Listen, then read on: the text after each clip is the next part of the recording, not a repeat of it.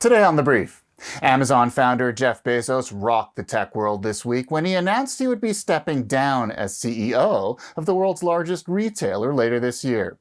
But he won't disappear entirely. He'll simply be moving into the role of executive chair.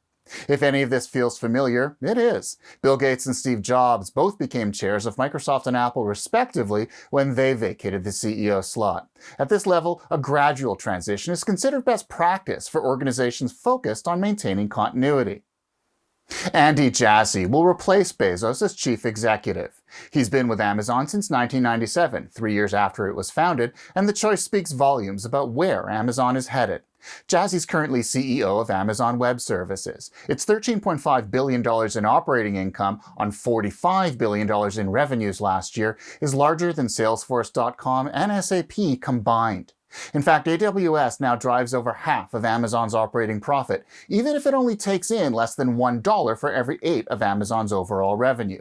Now, clearly none of us are Amazon, but the lessons from the impending Bezos departure are just as valid in all organizations.